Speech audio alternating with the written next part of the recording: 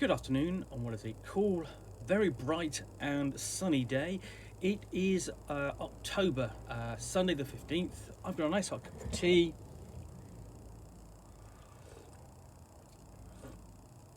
And, well, I was at Orbtober Fest yesterday in Nottingham, little social role-playing convention. So I can't really do a proper unbagging because I didn't bring anything back apart from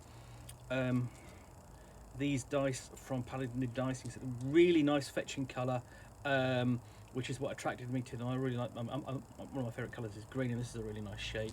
And I've got a nice little tiny, all rolled up, which I'm going to slot these into. But what I'm really actually going to do an unboxing of is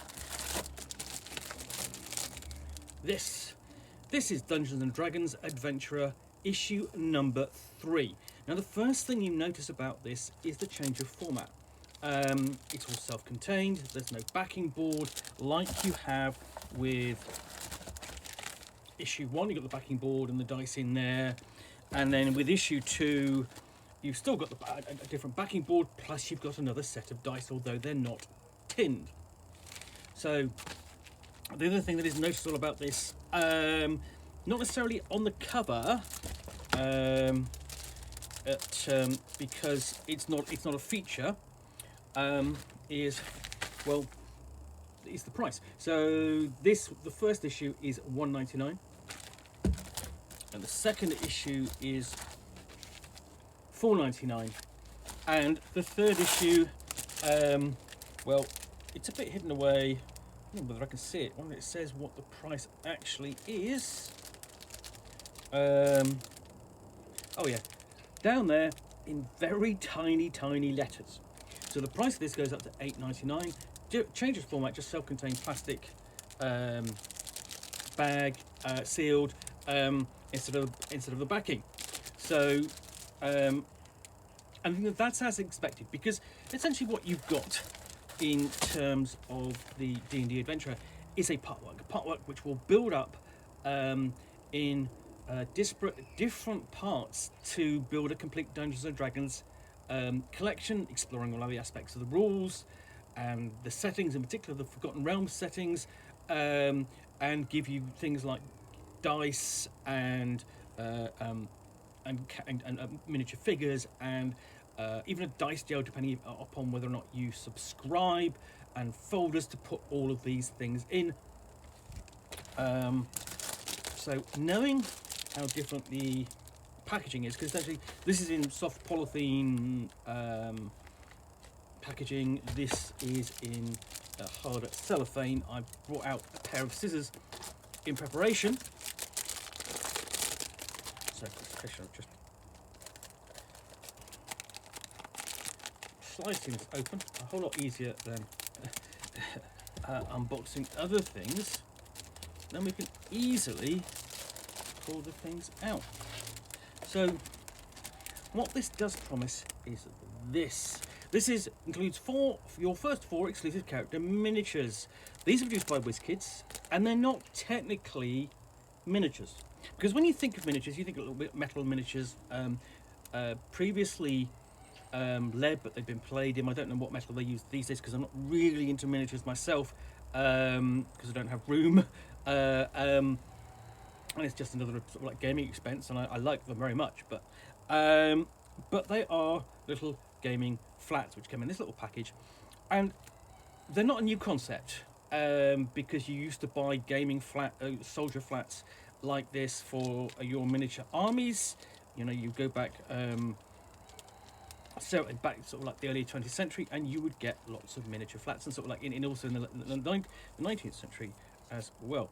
So let me see, you've just got the assembly instructions, and then you have these acrylics, basically acrylic plastic pieces, which you just punch out and slot into these bases. So not technically miniatures, I would say. They are flats, but that's me being pedant, but you know, can't help it.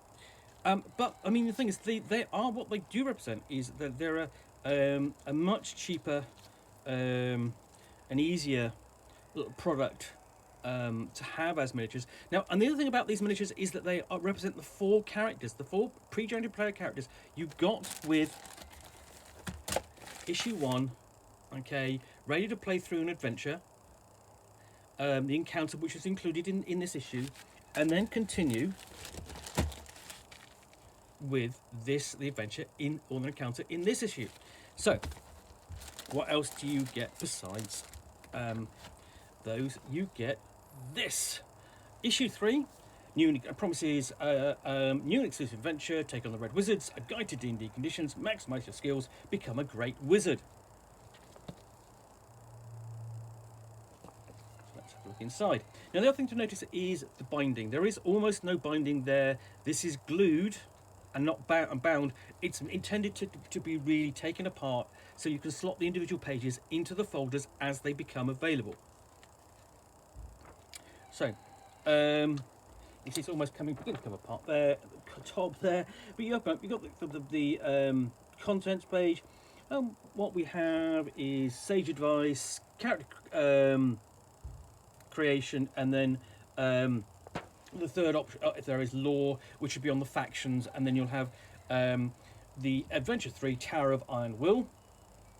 So conditions can discuss additional effects within Dungeons & Dragons, which can impair or benefit characters and the creatures they encounter. So we've got a discussion of the encounters and how they work.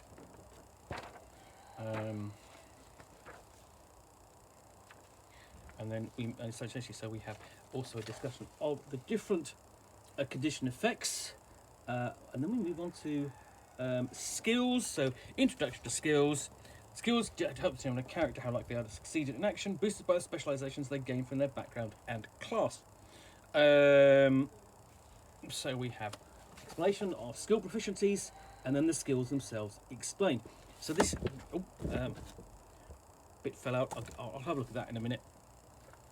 So this each skill has a number of ways it can be used in the game to achieve your goals. Now it's going to go through each of these bit by bit. So as you can see, so it lists all the skills. There aren't a huge number of skills in Dungeons & Dragons 5th edition. Then we have discussion of elves. This adds to the section on humans, which appeared in this issue.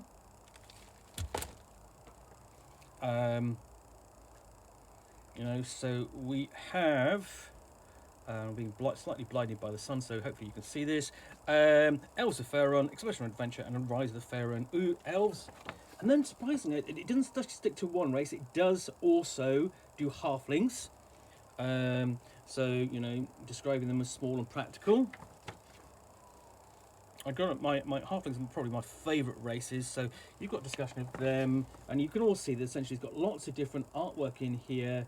All of it taken from Dungeons & Dragons. A lot of it will be familiar if you already know your Dungeons & Dragons books.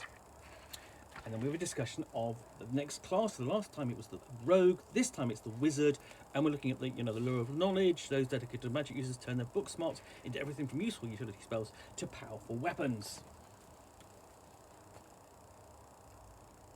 Okay, so we've got a wizard overview and the various schools of magic. And then the next section is wizard features. So spellcasting, wizard spellbook, arcane recovery, and cantrips. So that's all the character creation section. And then the lore section is on the Red Wizards, a major threat in the setting of Forgotten Realms, appeared in multiple adventures.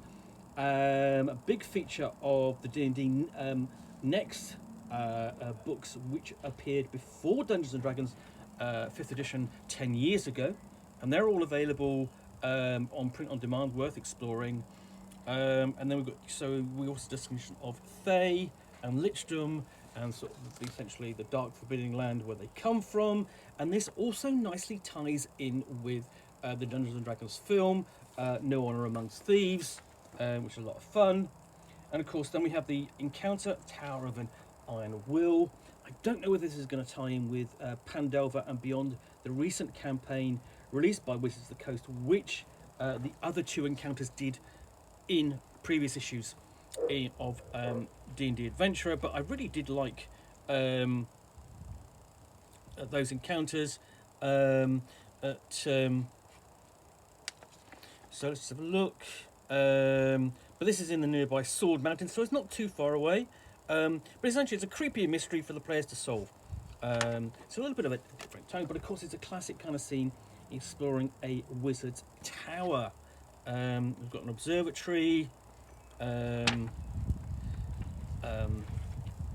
spirit to exorcise, details of a creature, in this case, the mane, and an object to find, power of the pearl, and on the back you've got Shazadir's spirit, which is the main threat in the scenario.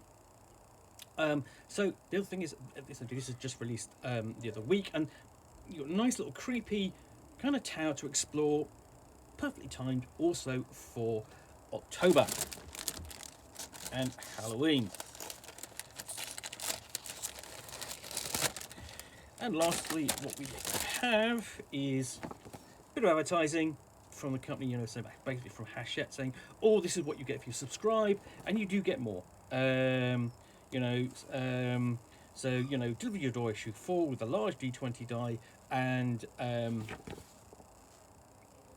pouch. So that's a nice pouch to put your dice from issue 2 in, along with that 20-sided die. Issue 5, dice tray, nice to something to roll into when you're playing around the table.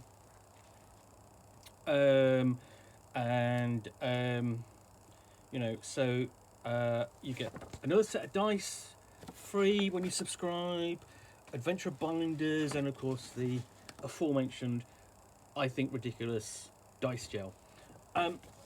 That's all optional. This is all advertising. You know, it's expected. You want, and the thing is, what they're doing here, what I do like about it is they're tailoring it to each issue. So this is saying, you know, this is what you get from issue 4. You've got issue 3. This is what you get with the next issue. So they're tailoring it to each issue. So you're saying, you know, they're going, okay, they're not going, oh, okay, you could have got this with issue 3, but this is what you get with issue 4 if you subscribe now. So that's fine. That's quite a nice touch. And you know, it's commercial. That's the point.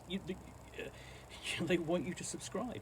Anyway, so let me put that back in there.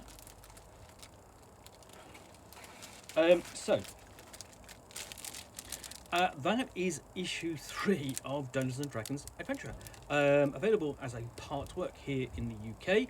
I mean, I don't know how many people. Obviously, I'm obviously absolutely no position to say how many people are going to subscribe, how many people are going to continue picking it up. What I will say is, you know, this really had the issue 1 did have an impact.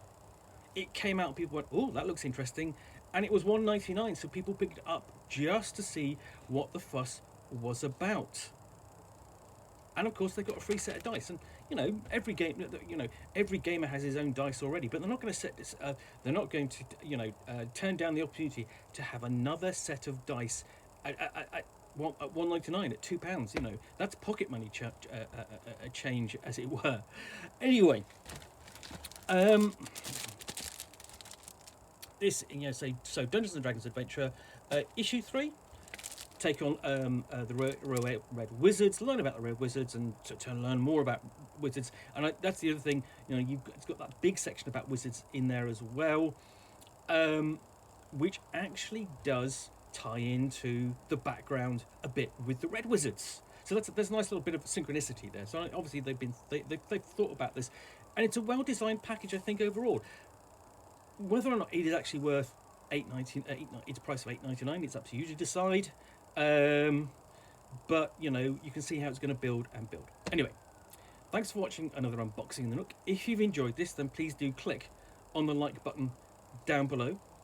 And if you've got any comments or feedback, I do appreciate you taking the time to post those. And lastly, if you want to be alerted to get more unboxings in the Nook, where you'll see me out here, typically with a box which I'll unbox and pull out a game or a book which I will chat about to the best extent of my knowledge for 10 minutes or so, all of course accompanied by that all-important nice hot cup of tea. Normally the stand isn't, you know, isn't attached, so that might fall off.